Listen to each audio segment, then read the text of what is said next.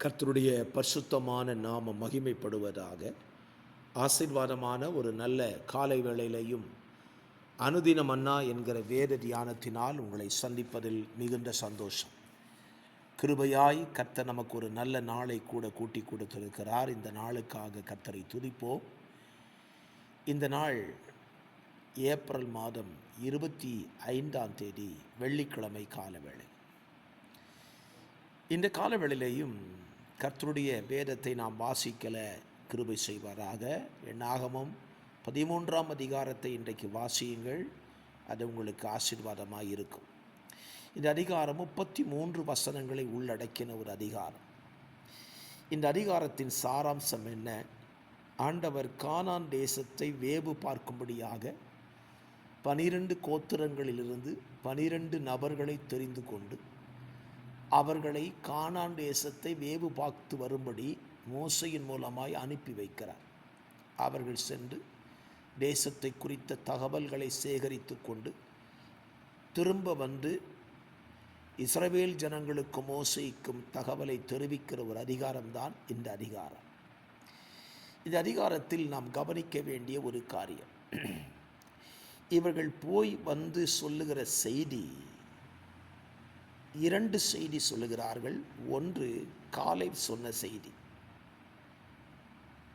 Caleb சொல்லுகிறான், நாம் உடனே போய் அதை சுதந்திரித்து கொள்வோம், நாம் அதை எளிதாய் ஜெயித்து கொள்ளலாம் என்றார்.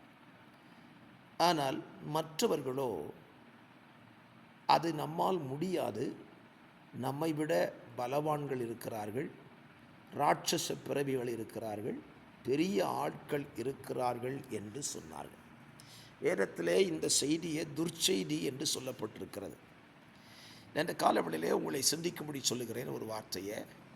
இவர்கள் 10 பேரும் போய் பார்த்து வந்த சொன்ன செய்தி உண்மையான செய்தி தான். பெரியவர்கள் இருந்தார்கள், பலவான்கள் இருந்தார்கள், ராட்சசர்கள் இருந்தார்கள். உண்மையை தான் சொன்னார்கள், அவர்கள் பொய் சொல்லவில்லை. ஆனால் காலேப் சொன்னது உண்மையை சொல்லாமல் விசுவாசத்தின் வார்த்தைகளை சொல்லுகிறார்.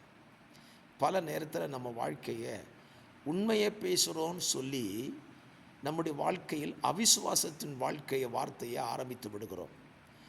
உண்மையை பேசுகிறத விட விசுவாச வார்த்தைகளை பேசினால் அதுவே தேவனுக்கு பிரியமானது.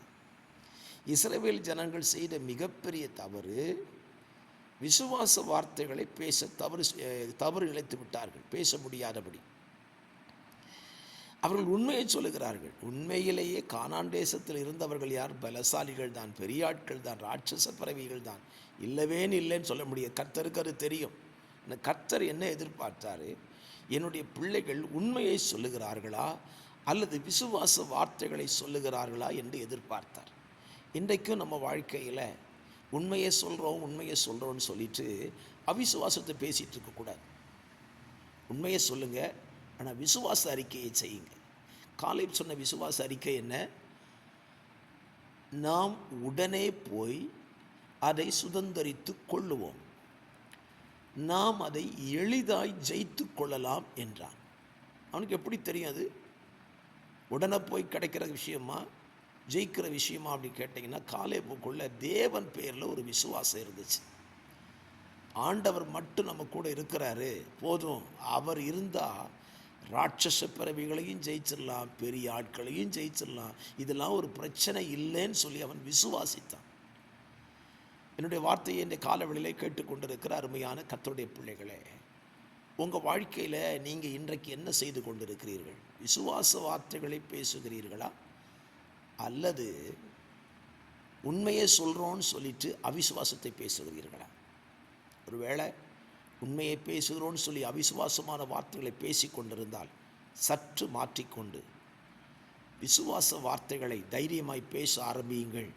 நிச்சயமாய் நாம் சுதந்திரித்து கொள்ள வேண்டிய நன்மைகளை இன்றைக்கு சுதந்திரித்து கொள்ள கர்த்தர் நமக்கு உதவி செய்வார். ஜெபிக்கலாம்.